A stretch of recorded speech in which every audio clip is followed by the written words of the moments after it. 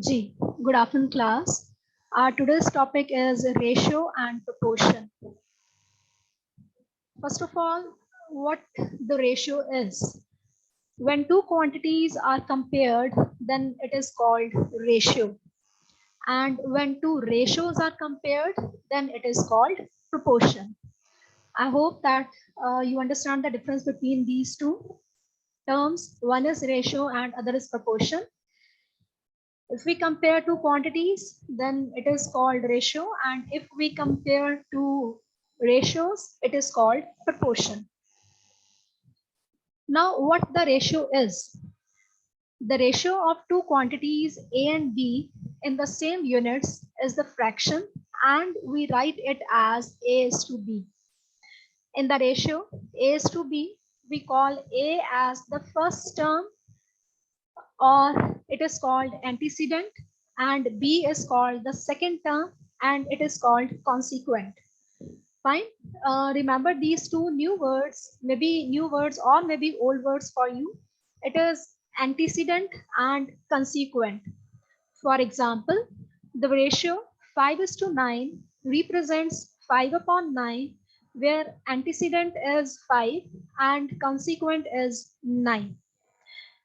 One rule is there: the multiplication or division of each term of a ratio by the same non-zero number does not affect the ratio.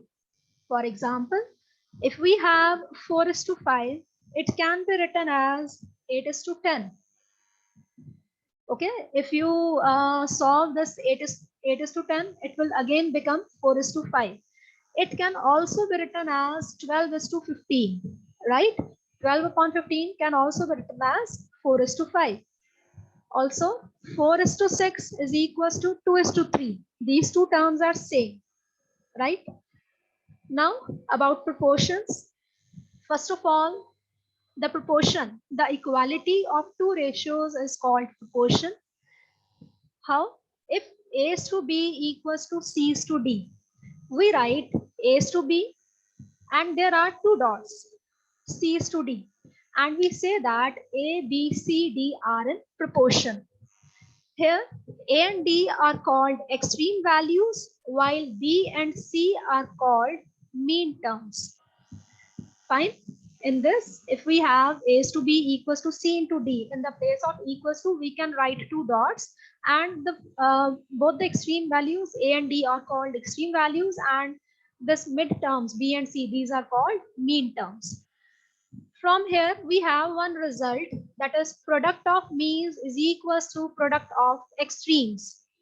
How we can write it as? If we have A is to B, two dots, C is to D, then it implies that B cross C equals to A cross D. Both the extreme values will be multiplied together and both the mean values will be multiplied together. Fine, it will be B cross C equals to A cross D. Again, there are some results. One is fourth proportional. Now, what the fourth proportional is? If we have the ratio as A is to B equals to C is to D, then the term D is called fourth proportional to A, B, and C. Similarly, we have third proportional. Third proportional is if we have A is to B equals to B is to C, then C is called third proportional to A and B, right? See, if we have fourth proportional, in fourth proportional, we will have four terms, A, B, C, and D. And if we have third proportional, in third proportional, we will be having only three terms, that is A, B, and C. In that case, A is to B equals to B is to C will be there. And C will be called the third proportional to A and B. After that, mean proportional. What the mean proportional is, if we have the terms A and B, then its mean proportional will be square root of AB. Do remember these results better. Sometimes we have direct quotients on these results. Find the we are given with some ratio and you will be asked to find the fourth proportional, or we can be given with three ratios. You can be asked about the third proportional, or you can be given two ratios. You can be asked for its mean proportional. Similarly, comparison of ratios. How we can compare the two ratios? If we have A is to B greater than C is to D, then it can be written as A upon B greater than C upon D. Fine. Similarly, we have compounded ratio.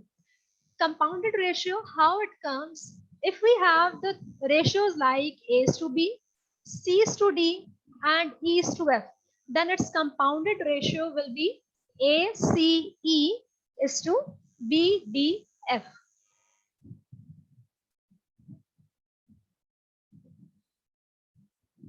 Now, next is duplicate ratio. Duplicate ratio, how we can find the duplicate ratio of any ratio?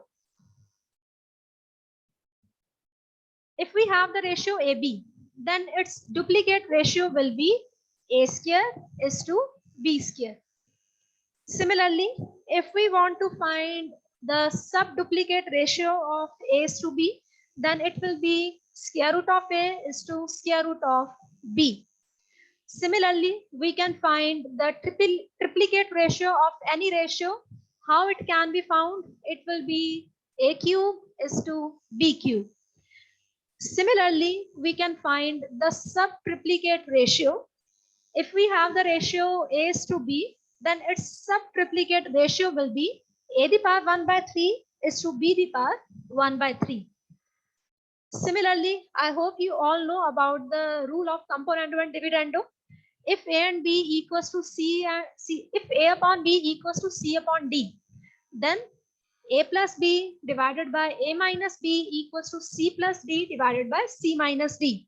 That is, in the numerator, we have to add both the numerator and denominator. Similarly, in the denominator, we have to subtract numerator and denominator. So this rule is called componendo and dividendo. Next is variations. We say that x is directly proportional to y. I hope you heard about the directly proportional and inversely proportional of the terms. If we have x is directly proportional to y, it will be written as if x is equals to ky for some constant k, then we write it as x is proportional to y. This is the sign of proportional. Okay? If x is directly proportional to y, then in the equation form, it will be written as x is equals to ky. Similarly, if we have inversely proportional, in that case, x is proportional to 1 upon y.